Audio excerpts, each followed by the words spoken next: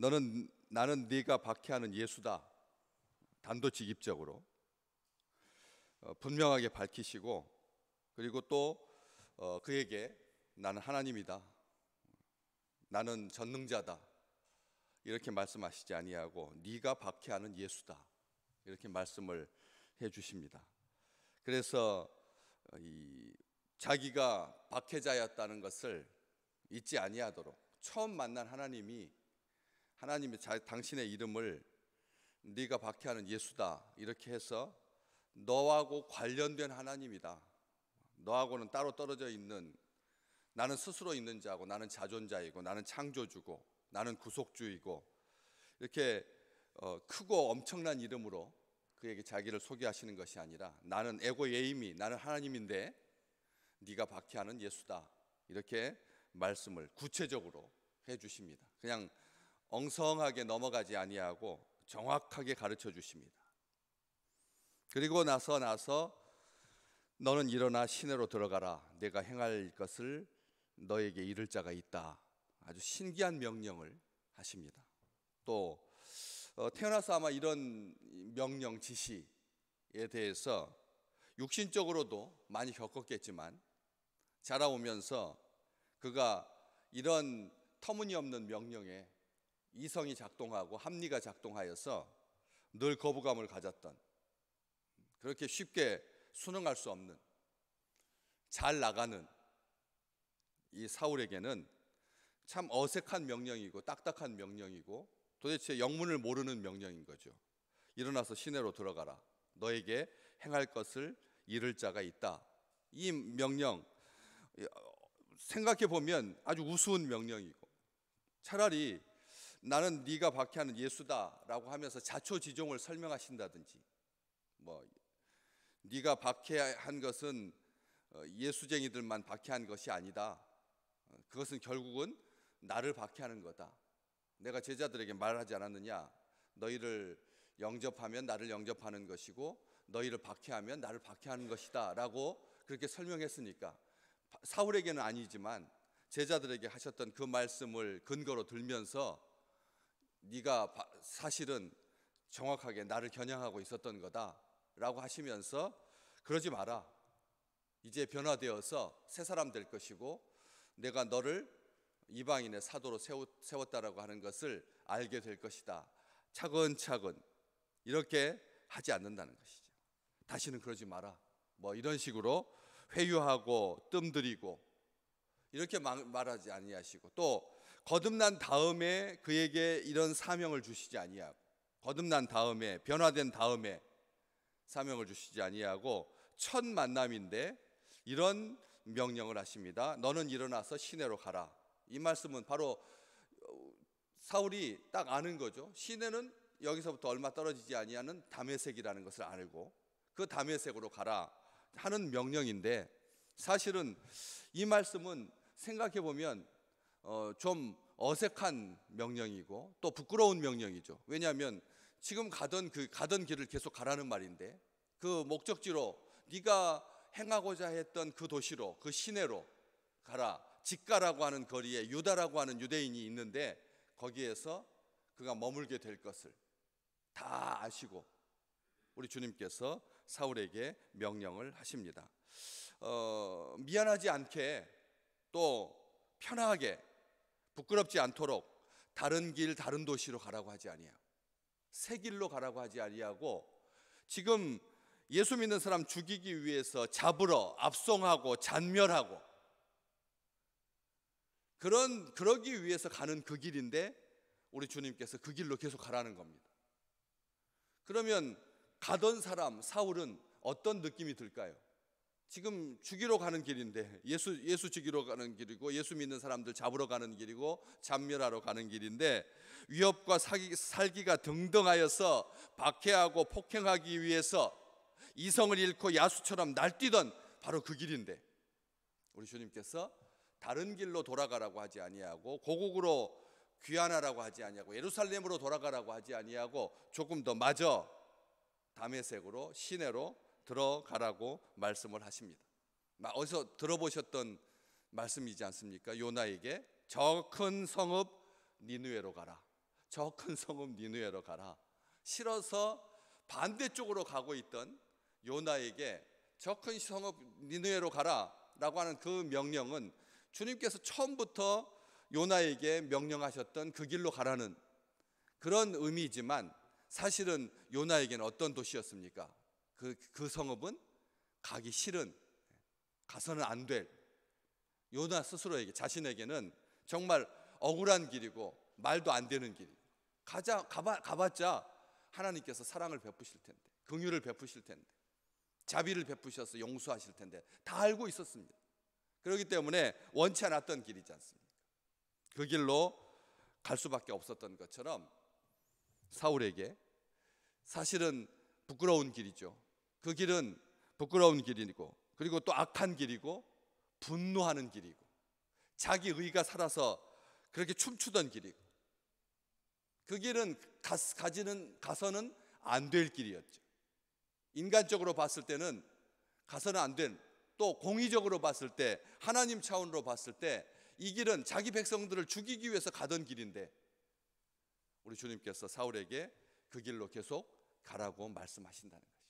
여기에서 놀라운 영적인 비밀 그리고 은혜가 있습니다. 왜냐하면 그 길은 주님께서 명하시는 길이고, 그 길은 같은 길이지만 다른 길이라는 거죠. 아멘.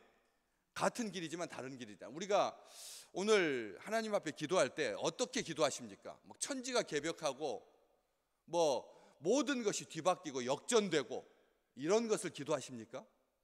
우리는 그런 기도 하지 않습니다. 그런 기도는 그건 불가능할 뿐만이 아니라, 그런 기도는 기도할 수가 없습니다. 어떻게 바뀔 줄 어떻게 알고 그렇게 기도하겠습니까? 우리는 그냥 일상적인 기도를 할 뿐이죠. 하나님 앞에 오늘 또 나를 사랑해 주시고, 나에게 건강 주시고, 내가 만나는 사람들에게 축복의 통로가 되게 하시고, 생명의 길이 되게 도와주시고, 의의 길이 되게 도와주시고, 우리가 늘 해왔던 그 기도를 하지, 깜짝 놀랄 만한 경이로운 경기를 불러일으키는 그런 기도를 하지 않지 않습니까? 뻔한 길이고 그냥 익숙한 길이고 우리가 해왔던 그 기도를 할 뿐인데도, 그 같은 기도지만 하나님께서, 우리 주님께서 명하신 기도이고, 주님께서 들으시는 기도이고, 주님께서 응답하시는 기도가 되시기를 주의 이름으로 축복합니다. 새로운 길, 사명의 길, 생명의 길, 사람 살리는 길, 바로 이 정오에 호련히 하늘로부터 빛이 그를 둘러 비추고 땅에 엎드러지고 소리를 들었을 때, 사울아 사울아 내가 어찌하여 나를 박해하느냐, 그 소리를 들었을 뿐인데, 주님과 만남이 생애에 자기 쪽에서는, 사울 쪽에서는 첫 만남이었습니다. 그렇지 않습니까? 주님이야 그가 모든 행동, 그가 모든 언어, 그의 모든 것을 다 지켜보시고 태초부터 그를 작정하셨지만, 사울에게는 첫 만남이었습니다. 그렇지 않습니까? 이런 소리 듣는 것 자체도, 이런 환경 자체도, 말에서 떨어지는 경우도, 낙마하는 경우도, 땅에 엎드러지는 경우도, 눈이 감기는 경우도, 보지 못하게 되는 경우도 처음이었지 않습니까? 그런데 그 길이 사울을 사랑하시는 길이고, 그를 살려주시는 길이고, 사명자의 길을 가게끔 인도하시는 길이었다는 것이죠. 우리 베드로가 로마의 박해를 피해서 맨 마지막으로, 그렇죠? 다른 사람들 다 도망가고 자기가 했던 말 그대로 다 주를 버릴지라도 당시 영생의 말씀이 여기 계신데, 우리가 뉘게로 가오리까 했던 농담처럼 자기 혈기에 왕성하여서 입으로 립서비스로 정치적인 발언으로 했던 말이잖아요. 그런데 그 말을 지킬 수 있도록, 그 뱉은 말대로 지킬 수 있도록 그렇게 은혜를 베풀어 주셔서 박해가 극심해져 가지고 다 도망가고 다 떠나가고 다 피하라고 하고, 그리고 맨 마지막에 베드로가 그렇게 로마의 시내를 벗어나고 있을 때 밖에서 누구를 만나게 됩니까? 우리 주님, 반대편으로 로마로 들어가고 계시는 그 주님 만나서 엎드려서 쿠어바디스 도미네, 주여 어디로 가십니까? 주님께서 하셨던 말, 나는 네가 버리고 네가 포기해버린 그 로마로 다시 들어간다고. 네가 버린 그 십자가의 길을 내가 가노라고 했을 때 울면서 통곡하면서 붙잡으면서 다시 사명의 길을 갔던 그 쿠어바디스 도미네, 로마로 향하는 길, 죽음의 길이죠. 결국은 베드로가 거꾸로 십자가에 못 박혀서 우리 주님께서 예언해 주셨던 것처럼 그렇게 세상을 떠나게 될, 순교하게 될 그런 로마인데, 다시 그 길로, 사명자의 길로 갔던 것처럼 이 길은 사울에게는 개인적으로 죽는 길입니다. 그렇죠? 가서는 안 될 길이고, 그런데도 그 길, 자기 전에는 모든 것을 보면서도 예수님만 못 봤던 그 눈을 우리 주님께서 어떻게 하십니까? 밑에 다음 절 말씀에 보면 8절 말씀에 사울이 땅에서 일어나 눈은 떴으나 아무것도 보지 못하고, 아무것도 보지 못한, 바로 그렇게 아무것도 보지 못했던 그가 이제는 아무것도 보지는 못하지만 누구를 봅니까? 예수님만 보는. 예, 아멘.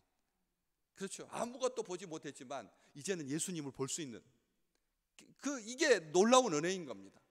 다 본 줄 알았는데 예수 못 보는 것과 아무것도 못 보는데 예수만 보시기를 주의 이름으로 축복합니다.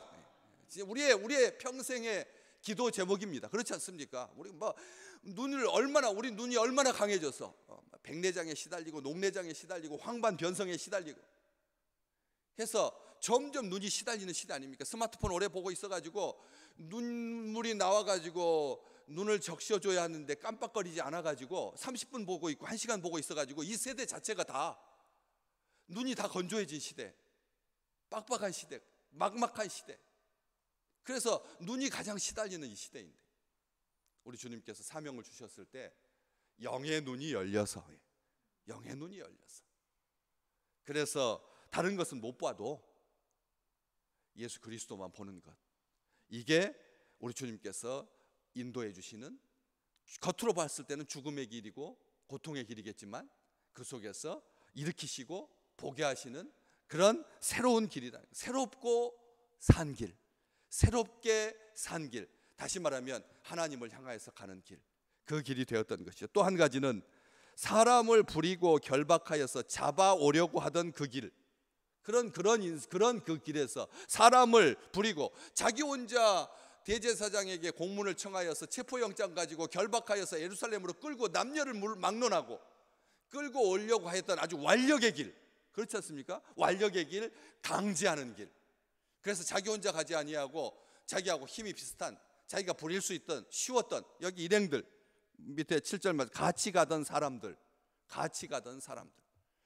겉으로 봤을 때는 행동도 같이 하고 뜻도 의기투합하여 이 일에 자원하여서 나선, 명령을 받았던, 어쨌든 같이 가는 사람들처럼 보였지만 실상은 어땠습니까?